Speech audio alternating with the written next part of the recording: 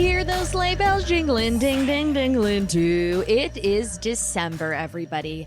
How the fuck is it December? I can't believe it. I have fully lent in to winter festivities. I have not one, but two winter foliage bushes that are live and erect. I have my entire house covered in Christmas lights. Okay, every tree, every branch. The fire is a roastin'.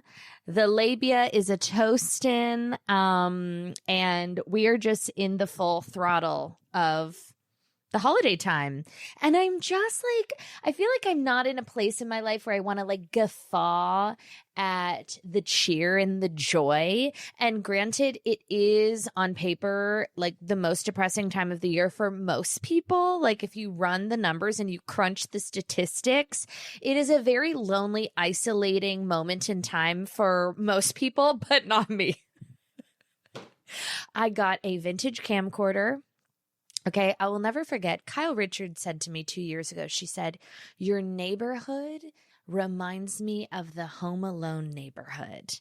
And I really took that to heart. And every night, I should say, when I drive to my house and I see the effort and the morale of my friends and neighbors, and by friends, I mean just neighbors, and the commitment to the bit and the cheer.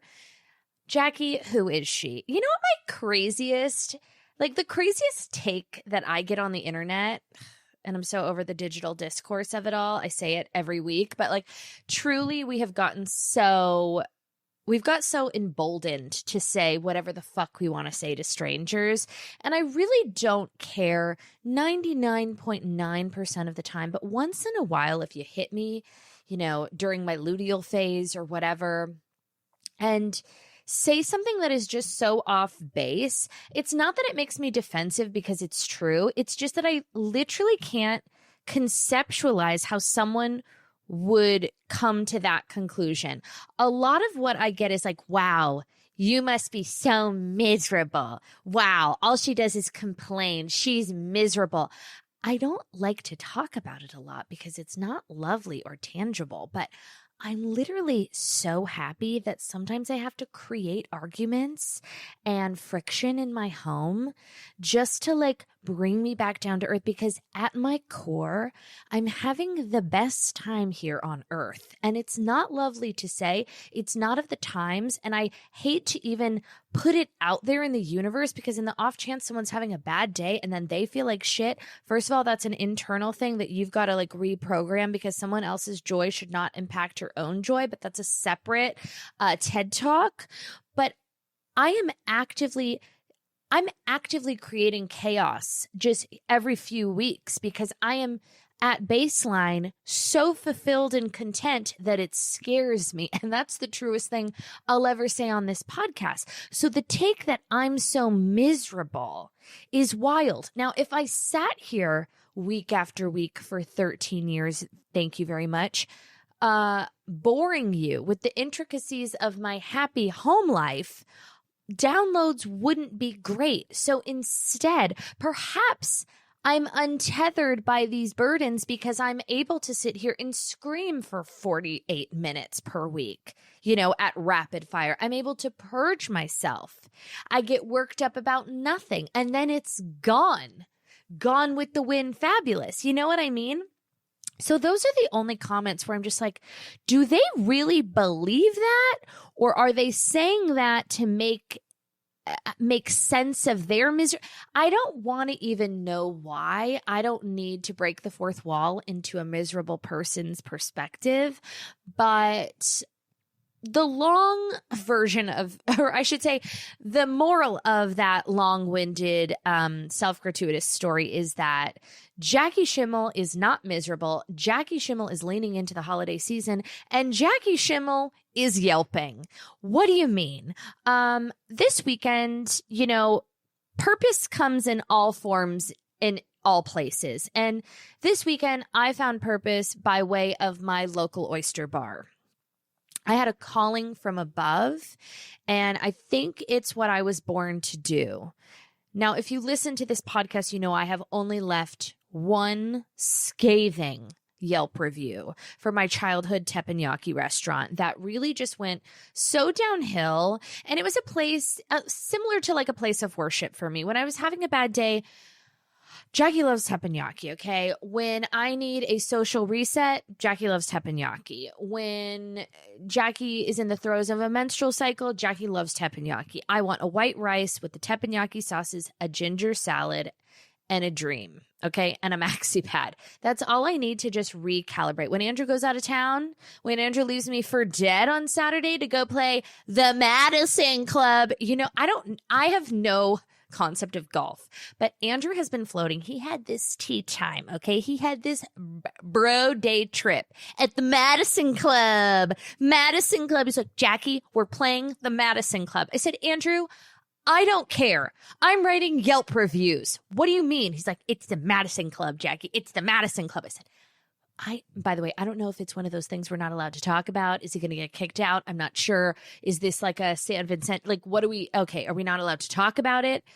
Is it like the Voldemort Golf Club? Whatever. He has been talking about this bro trip, this one night only Madison Club tea time with his broskies for 6 months. Okay.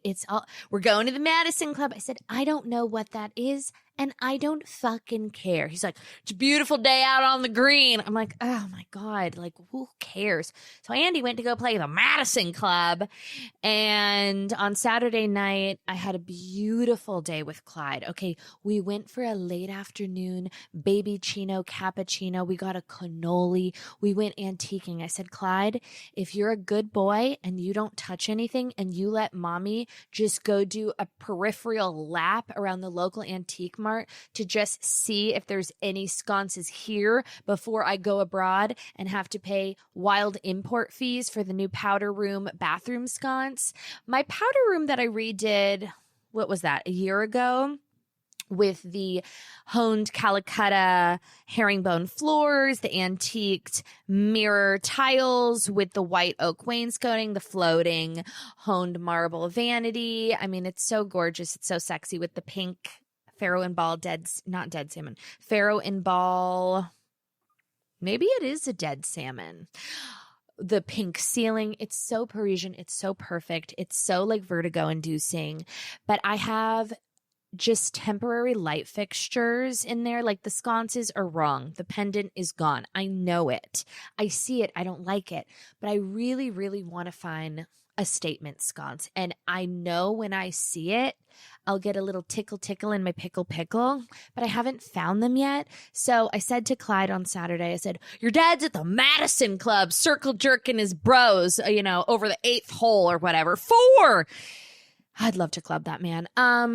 But mommy needs to go do just a preliminary lap around our local antique mart. If you look and you do not touch, you will get a cookie. He goes, cookies. I said, yes, cookies. That kid, a dream. We went through 3 antique stores. He will not, and I don't want to jinx anything, but because we haven't baby-proofed anything, like I have not removed 1 coffee table book, 1 trinket. We've broken 3 candles many, many months ago, okay, before he understood the cause and effect of breaking said candles. But I have not taken 1 flower vase, 1 picture frame, 1 candle, 1 votive, nothing off of any tables, okay? We've had little to no casualties, and it is because I think I haven't turned my house into a Chuck E. Cheese. That's not like a parenting hot take or a judgment, do you? But I personally can't live in a world without my cute things. So therefore, I feel like he needs to just fit into my environment, and I'm not going to shift my environment to accommodate a 2-year-old unless he is paying the mortgage and all of the utility bills. He's under my roof and therefore has to live amongst my things. And I also don't want him going into other people's homes or hotels or restaurants like a Tasmanian devil. I'm trying to raise a gentleman who understands boundaries, rules, and trinkets, okay? So I take him to these antique marts. He does not touch a fucking thing. Now, it's not without quite a few reminders. I say, we look, but we don't touch. We look, but we don't touch. I'm like Polly want a cracker. So we go, we do the antiquing. I reward him with a cannoli, a pistachio cannoli, and we sit, and it's very civilized. And I just feel, honestly, for the first time, like this weekend, I said to myself, I think I'm doing like a good job at this. Like, granted, is he going to have crippling therapy bills? Of course. Have I subjected him to, he's been exposed to lots of great things, but also like his exposure level to like being on a stage and a captive audience has gotten a little too far. Like, the world is his oyster, the world is his stage, and it's cute, but it's also low-key very obnoxious. He's playing to the back of the room everywhere we go, and despite the fact that he's a good listener, like, when he sees a group of more than 2 people that give him 3% attention, he is now like he's at Madison Square Garden. So everywhere we go, if he can finagle 3 randos to like razzle dazzle for 3.5 minutes, like it's pretty toxic. It's pretty fucking annoying, but whatever. Anyways, so we had a gorgeous Saturday, me and Clyde. I felt really good about myself and my parenting. I put him down to sleep, and all I ever want was a teppanyaki DoorDash. And unfortunately, I do feel that I was the final straw in closing my local teppanyaki restaurant with this scathing Yelp review. Sorry for the cliffhanger. Oh my God, they took it down. Like, the Yelp page doesn't even exist anymore because it is closed. But basically, the long short of it was, this is where childhood teppanyaki nostalgia came to die. The smell of bleach overwhelms your nostrils. The scent of spoiled fish, teppanyaki tears. Like, it was this beautiful poem about... Honestly, it was so much more than a Yelp review. It was Shakespearean in nature. It was about, needing that nostalgic reset of better times, of joy, of your 8th birthday with your gal pals and your family in an onion tower, okay?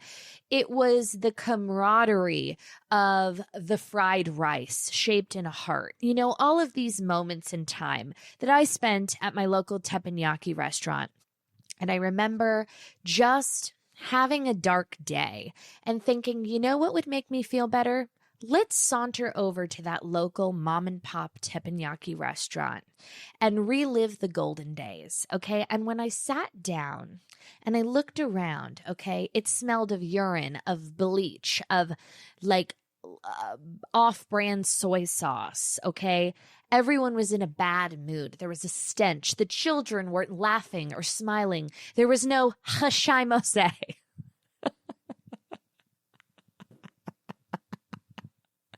Hashaimose, okay? That's what this episode's called. Figure out how to spell it, and there you have it.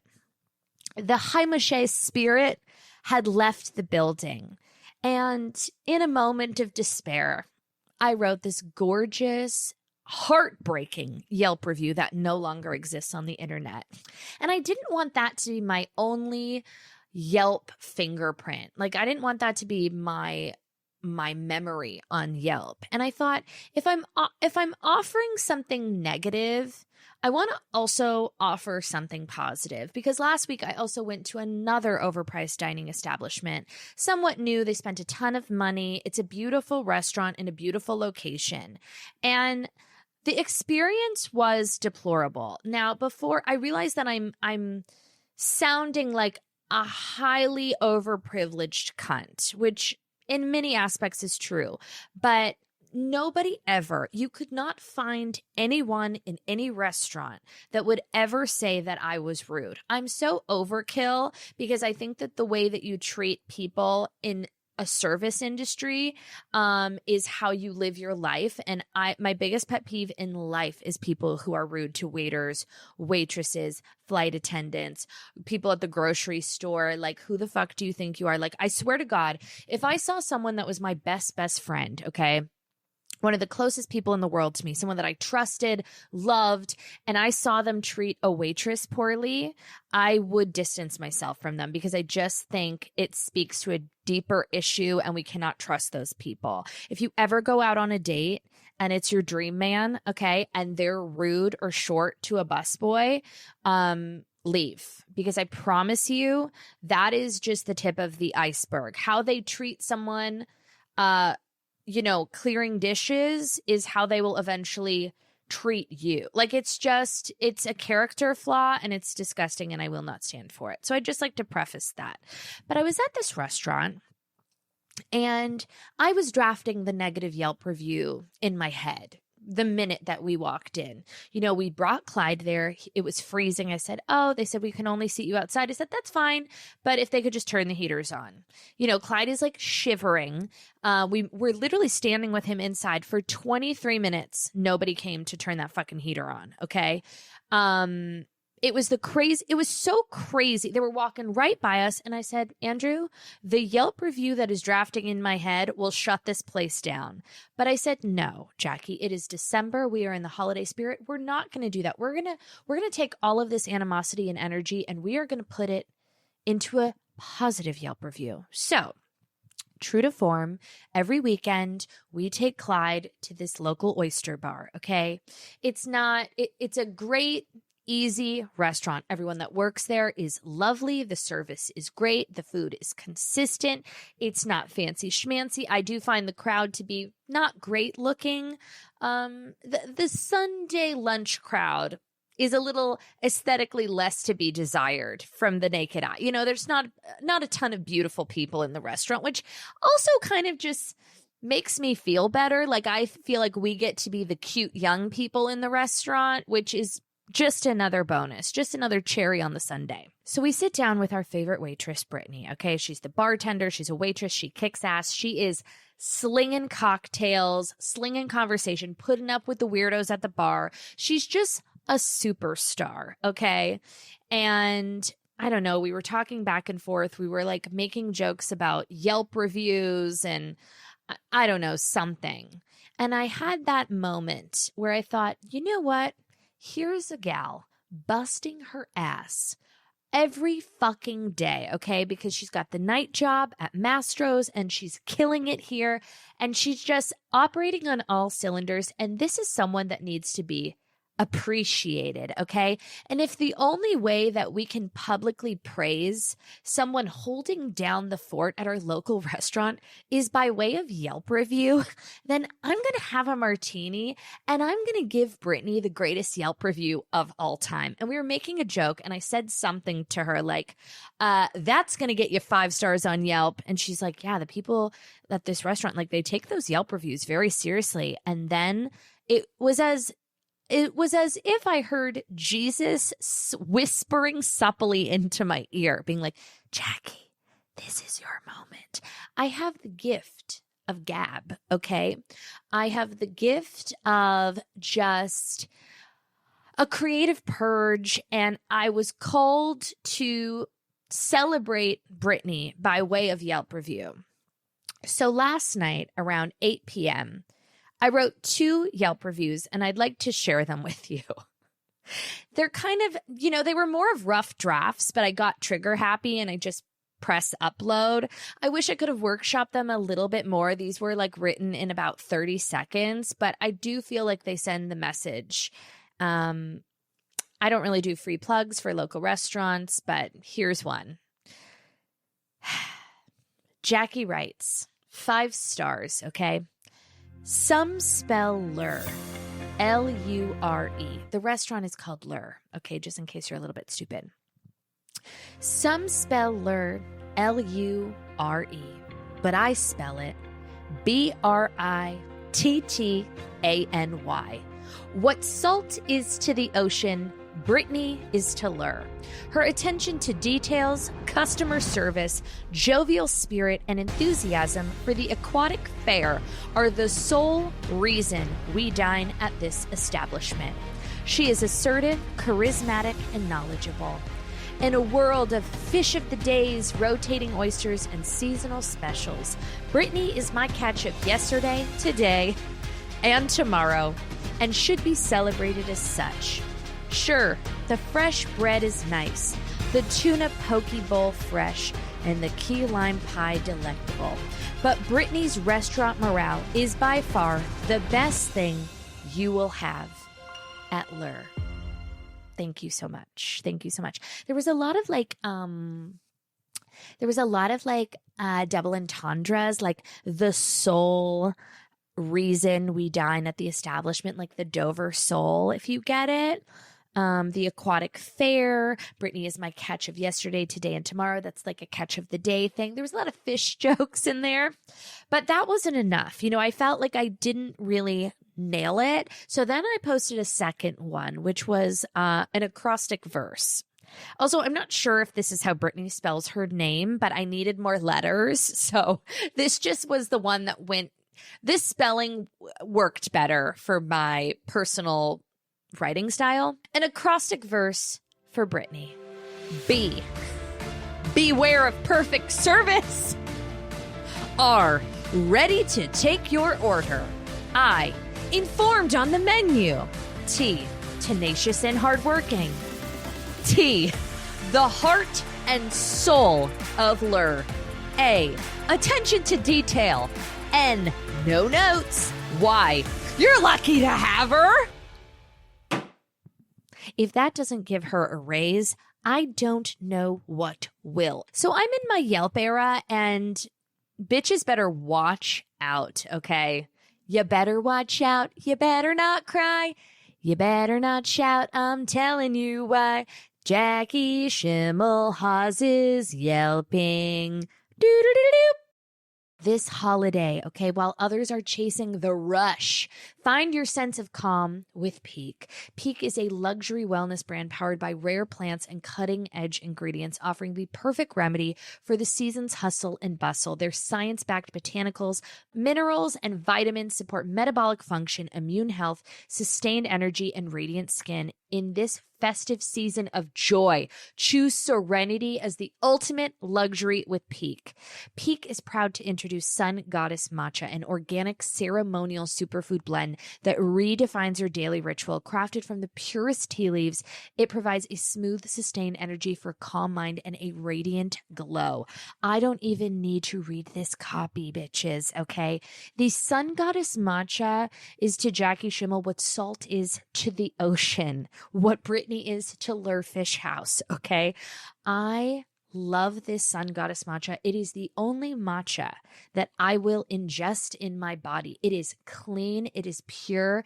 It gives you a beautiful glow, sustained energy, but like also calm. I love every product that Peak puts out. They're not a company that like is pumping you with products like gimmicks, consumerism. They are so thoughtful with what they put out.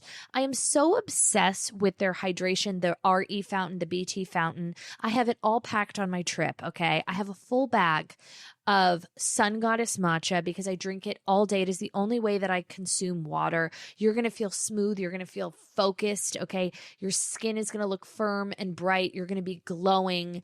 It's just the best. It's like also a great gift, okay? It's a great gift, a stocking stuffer, if you will, ready to gift the glow. Unlock 20% off for life for yourself and everyone on your list. Give the gift of glowing health this holiday season. Get started at peaklife.com/Bible. That is PIQUE life.com/Bible. This is hydration redefined. Try it and glow from the inside out. I saw Wicked for Good last week.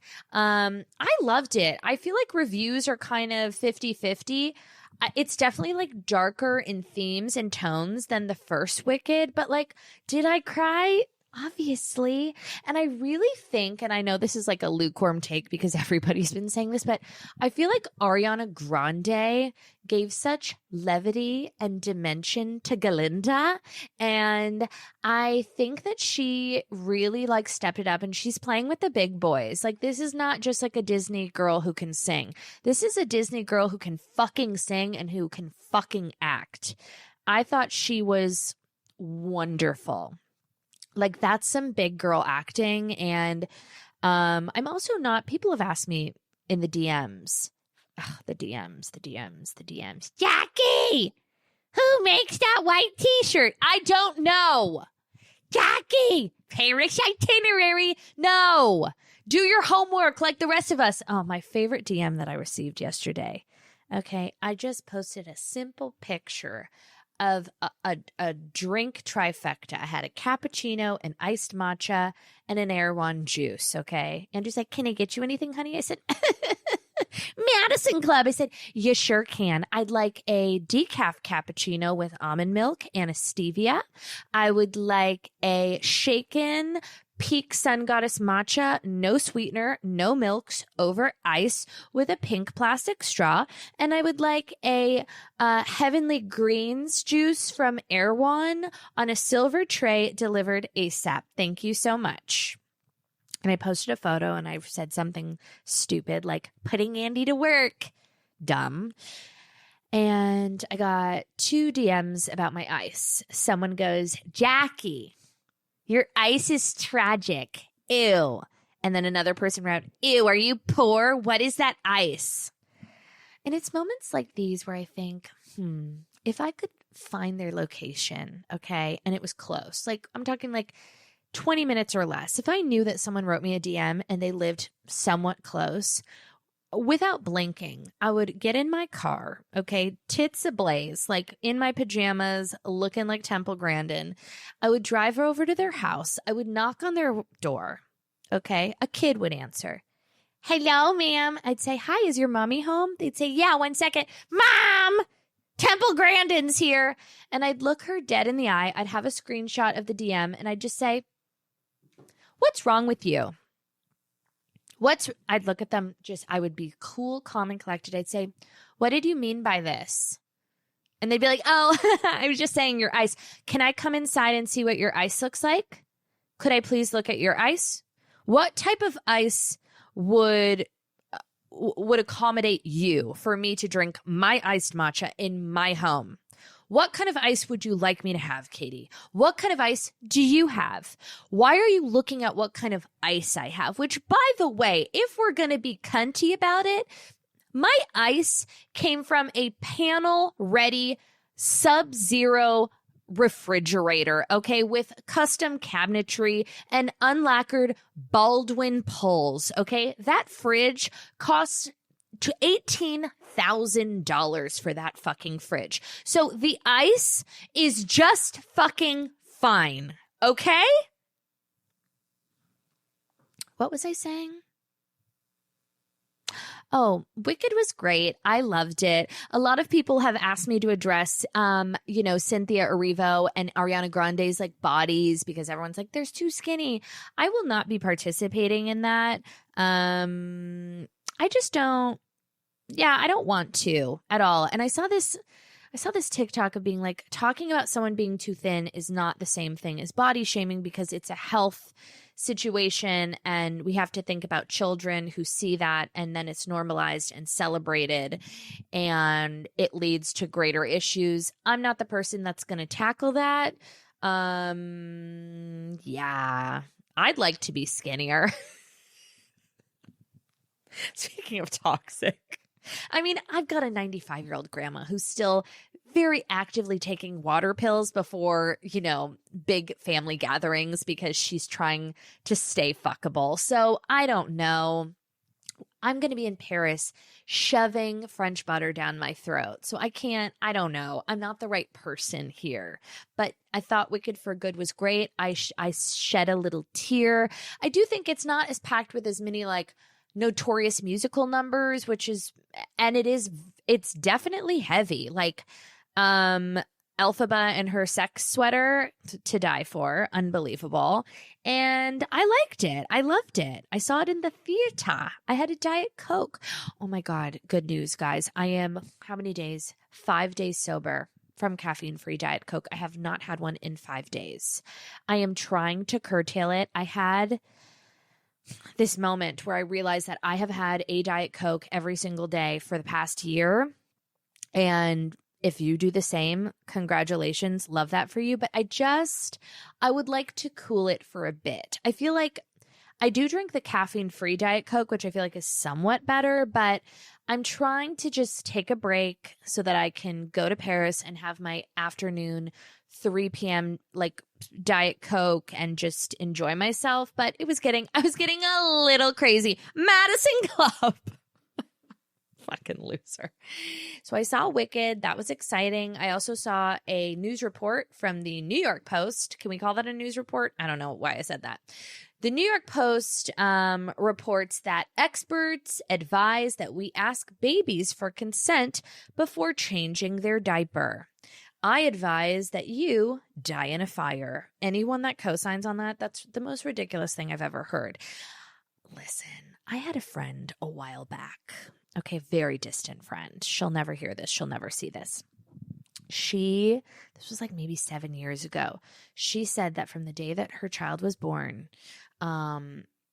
anyone that would like give her a hug, a kiss, grandparents, family members, nannies, anyone, she would always ask, like a 2-week-old being like, is it okay if mommy holds you? Like, first of all, that's like, okay. It's a glorified Beanie Baby at 2 weeks old. Like, what are you? Okay. It feels like projecting childhood trauma, but that's okay. And she said, the most important thing, she's like, if you're ever thinking about having kids, is that you always ask your children for consent before you hug, before you kiss. I'm like, that is not going to work in my house. We're Jewish, okay? My grandmother will lick her finger and go up to a stranger and get schmutz off their face. No questions asked. Saliva on a stranger's face with a finger, okay? So I am like, me and Clyde are like mouth to mouth on the regular, okay? Someone call Hillary Duff. Remember when Hillary Duff got diet canceled because she posted a photo like kissing her baby? Let's not make it weird if it's not weird. You know what I mean? I have the luxury of not having any of that in my lineage, okay? Any weird shit go on like that. But am I going to ask my son permission to change his diaper? I'm not doing that. That's insane. It's giving the children a little bit too much control in the home life. If you got a creepy uncle, we'll tackle it. Okay, we'll bridge that. But if it's not weird, let's not make it weird. Let's bridge the consent conversation when they're not eating crayons. You know what I mean? When they're not finger painting with their feces. From birth, New York Post, is it okay? What are they, like, blink twice if I can change your fucking diaper? No. Oh my God, I also had this crazy experience this weekend. I'm not on Twitter. I deleted that many moons ago. I'm like, I don't know what's living in the trenches. I definitely dressed up as Pocahontas in high school, so I'm 100% deleting my Twitter. Which I did.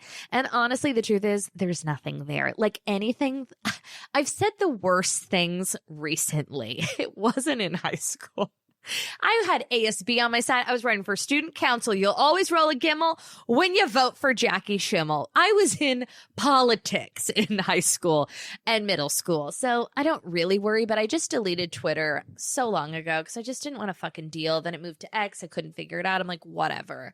So sometimes on Instagram, I'll get notifications about people on Twitter, but I don't have a Twitter. So I got this weird notification that said like, John Mayer recently posted on X, okay, because I follow John Mayer.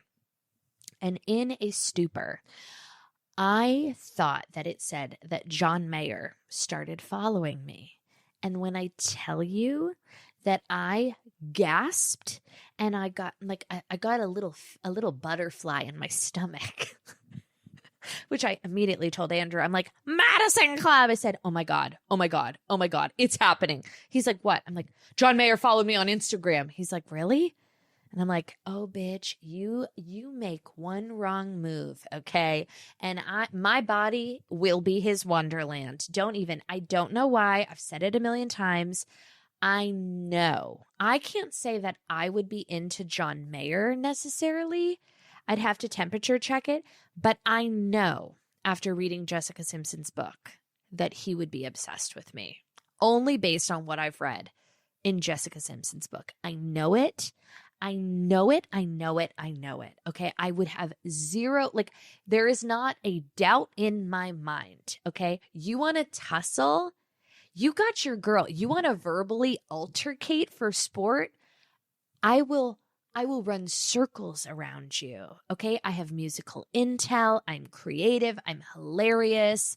I have a gorgeous son. I just know if Andrew did one damn thing, okay, we have a zero tolerance policy in this household, and it would gut him if I got with John Mayer. It would gut him. So anyways, long story short, John Mayer did not follow me on Instagram. He just posted something on Threads, and I got the notification, and yeah, back to square one. Room for squares. That's a John Mayer joke, everybody. More importantly, I just received my menu selections for my trip to Paris tomorrow. In T-minus 24 hours, I will be fucking all the way off. You guys, I'm so excited. I'm so excited. I am so happy. I am so appreciative and #blessed, okay, that I get to go fly to Paris with one of my very best friends, have beautiful meals, shop, stay in a gorgeous hotel, drink champagne, have my son and husband home, quarantined, trauma bonding, while I get to go spread my wings to Paris. Enjoy it while it lasts. Remember when you bitches told me that after having a baby that I would never be able to do this again? I've done it 3 times. Let it be a lesson. Yes, you can. Si se puede. Hashaimose. Okay? You can. You can. You will and you can. Whatever your version of that is, do it. Figure it out. Outsource. Plan and do and go and drink and shop. Oh, it's so exciting. I'm so excited. It never gets old. Speaking of excitement, okay, I'm flying Delta One. I'm really excited about that Delta One lounge thing. Everyone's like, you got to get there 5 hours early. They have sashimi, which feels tricky before a long flight. They have a souffle. They've got a great bar. I normally always fly Air France. And I thought I was flying Air France because I booked through Delta and it's always Air France. But this is not. This is Delta One. And I get to go to that cute little lounge. And more importantly, I just got my menu selection. So let's talk about it because this is what everyone wants to hear about. For my main course, here are my following options. Okay, vote in the poll. I'm either having a home-style pot roast with garlic mashed potatoes, roasted carrots, and peas. I don't think so. A chicken tikka masala with steamed rice, braised potatoes, and carrots. A baked cavatappi pasta with creamy tomato sauce and parmesan. That's vegetarian. John and Vinny's braised meatballs. Bianco di Napoli marinara, garlic bread, and gioia ricotta. Or a shrimp scampi with compound butter, steamed rice, and broccoli. Now, I will tell you what is the appetizer. Some warm nuts, a bread basket, cheese plate. Okay, perfect. That works for me. Ooh, there's a shrimp appetizer, a poached shrimp. Don't love it. And a salad. And then for dessert, we have I will obviously be having the ice cream sundae and a fruit and cheese platter. I think I'm going chicken tikka masala. Now, I like to have a rice forward meal on a plane because I feel like it's filling, it's safe. I can have a little rice with a little masala sauce and a salad and be happy. A braised meatball has pork which is fine. I eat pork, but like I don't know. It's between the braised meatballs and the chicken tikka masala. Stay tuned for next week to find out what I ordered. I'm getting to the airport like 3 hours early. Like I'm hitting that Delta One lounge fucking hard. Wait, can I also say something that I've been meaning to say for weeks and weeks and weeks, but I just get scared? You know who I'm obsessed with? Elizabeth Olsen. Elizabeth Olsen is my new Anne Hathaway, okay? And it's not because, like, by the way, I love Anne Hathaway. I find her to be transfixing, incredible, entertaining, comma. Is she in on the joke? Not really, but that's okay. She puts the thes in thespian. And Elizabeth Olsen, like, I feel like she flies under the radar a little bit, but anytime I see something of her, you know, like a Vogue get ready with me, like a skincare routine with a smoky eye, I like what I'm watching. You know, she puts the thes in thespian, and we don't have a lot of those quirky thespians left. You know what I mean? Do I want to get dinner? No, I'm okay. I'm okay with that. But do I want more from her? Yes, I do. Do I dream of an Anne Hathaway press tour? Yes, I do. You know, I mean, I don't know a ton of actors, but the ones that I do know that are friends of mine are thespian adjacent. You know, they're not popping a jazz hand at a cocktail party. You know what I mean? There's a level of normalcy that I appreciate, obviously, that I gravitate towards too. But I also, from a distance, really want to bask in the jazz hand thespians. And I feel like Elizabeth Olsen is one that we don't see enough of. So I just like to put that out there. Elizabeth Olsen is the new Anne Hathaway, and you can quote me on that. I'm obsessed with her. I said that I was no longer going to talk about Julian and Derek Hough and their sexual tension. I said this many, many times. It's hard, and I'd like to retract that previous statement. This is my favorite headline from the past week, courtesy of People magazine. Julianne Hough says she's ready to be a mom, seeing brother Derek Hough inch towards fatherhood. My ovaries are screaming. Julianne Hough saying that her ovaries are screaming as she watches Derek becoming a father. I don't like that.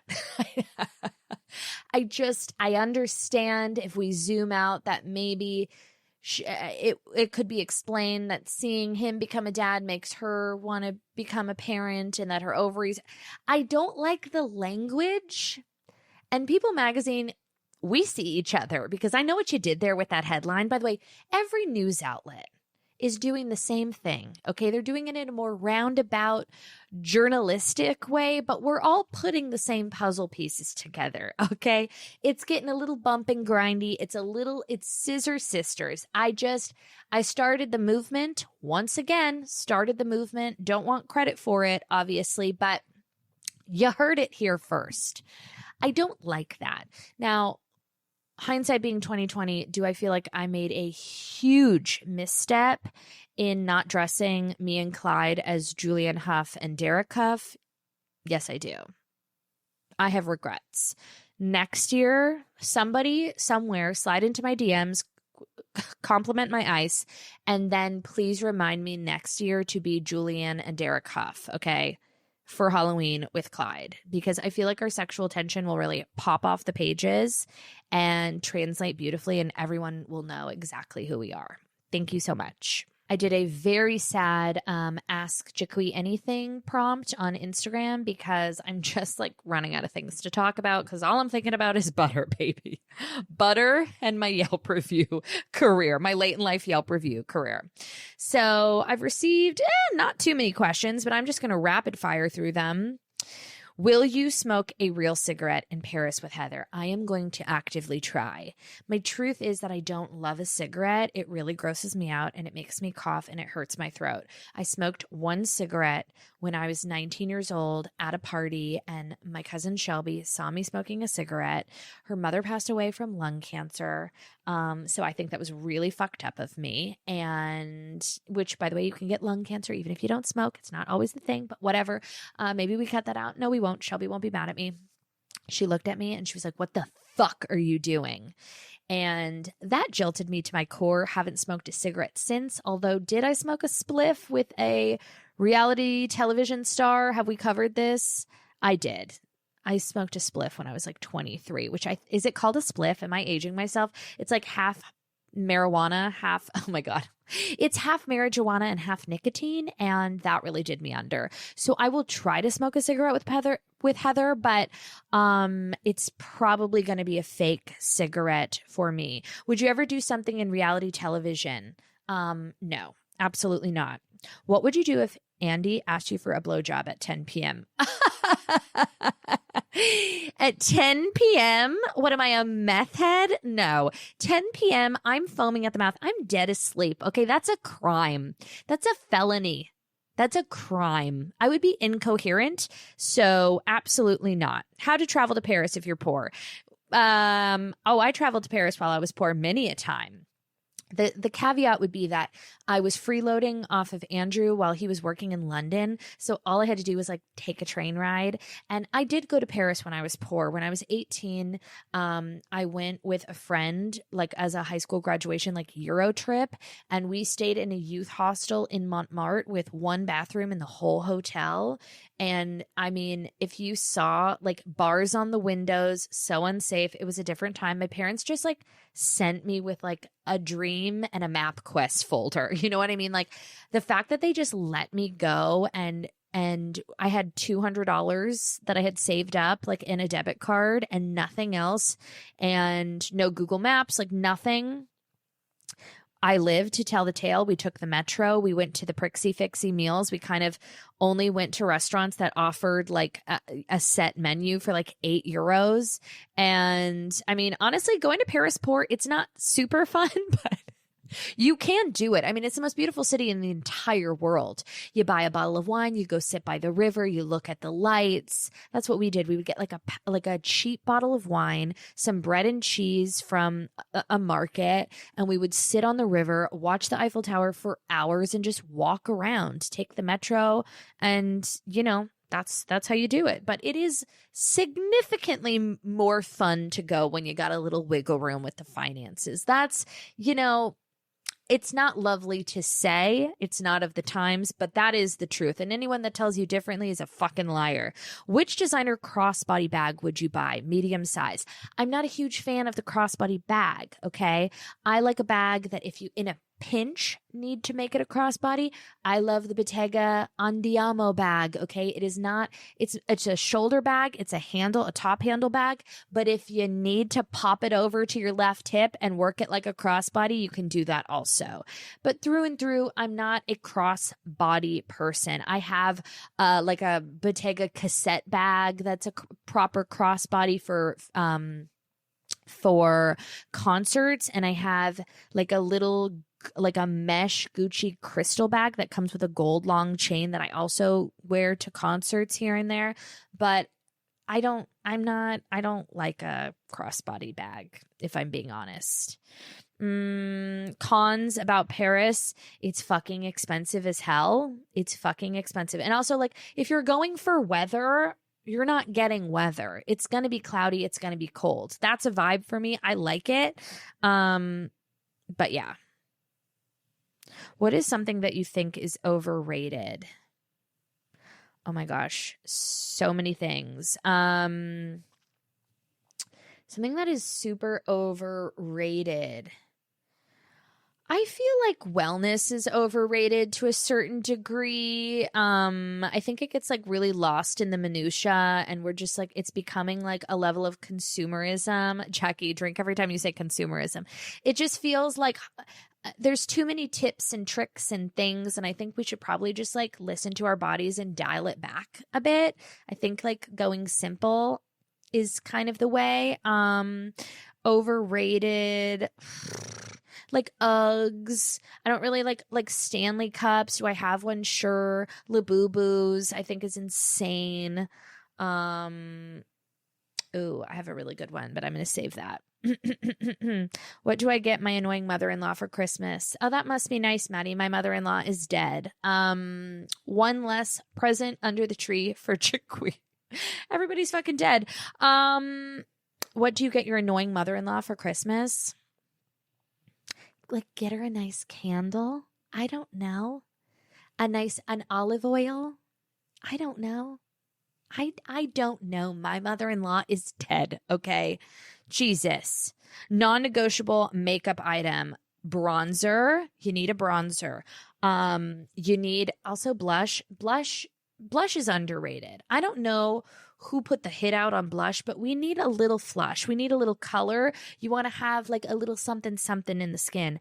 For me, I love a lip gloss. I need a lip gloss and I need a bronzer. I need a bronzer and eyebrow gel. Like that I can make work. Also, like a little bit of coverage. I don't leave the house without a little bit of coverage, okay? I put an oil on my face and I'm hitting you with like a light foundation always just to keep it even. And then I'm going bronzer, blush, lip gloss. That's it. Eyebrow gel. I don't wear mascara every day. I don't wear eyeshadow ever. But you got to do something. And like lip gloss is a great place to start. I see these people out in the wild, okay? And a little bit of lip gloss would just change their life. That's how I feel. If you had to pick one housewife to be the mother of your child, who would it be? Oh, Kyle Richards. For sure. Favorite Paris restaurants, shops going this week. Maybe I'll see you there. Okay, I can't get a reservation at either of these restaurants. So if someone could roll through, that would be great. I love La Renommée. Le Renommée. I like Hotel Coast. The food is whatever, but actually I do love their sea bass, their curry sea bass with the white rice. Oh my God, she loves white rice. That's the theme here. And like a glass of Billicart, rosé, champagne. Like I love the vibe of Coast so much, which is so like suck on a dick, Jackie, but I do love that. La Renommée, Les Bons Jours. I also love Chez Andre. That's just like easy, simple, good. The people that work there are so, so nice. My favorite shops, I mean, hello, all of them. They're all good. I don't know. I'll be boycotting Miu Miu because after finding FedEx equipment in my jacket, what store am I going to go to first? Okay, here's my thing. I don't want a Birkin bag. I think they're ridiculous, overpriced, and overdone. If I was offered one as a fiscally responsible investor, would I buy one? 100%.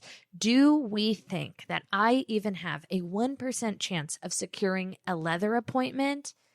I do not. I don't think it's going to work, but I do have a game plan, and I've talked about it a little bit. I think Heather and I are going to divide and conquer. Okay. I've bought a couple scarves, a couple trays, and like a blanket way back when as a baby gift. Okay. But I have no real purchase history. I do think if I go in there, and there is this large oversized bandana shawl that's so beautiful. I bought it for my best friend for her birthday, and I was very jealous because I wanted to buy myself one, but I was being very selfless and I just bought it for her. And every time I see it, like I want to steal it back for myself. So I'm thinking I really would love this oversized. It doesn't have a logo on it. Like oversized sage green bandana shawl. And I feel like if I go in, I know exactly what I want. I'm not wasting anyone's time. I'm not doing the thing. I'm not asking for champagne. I'm not asking for coffee. I don't have my phone out. We're not filming content. And I go in quickly. I buy the scarf. I say, I want this in this color. Wrap it up. Here's my passport. Let's go. And then we develop a bit of a rapport while we're doing the tax-free. And I say something like, listen, I know this is a shot in the dark, okay? Or some type of French humor translative joke, okay, that they're going to get. And the vibes are high. And I say, you got a leather appointment? and they say, let me see what I can do. And I've now charmed them, and they know that I'm someone that pulls the trigger. I'm not there to browse, I'm there to buy, that maybe they give me that appointment.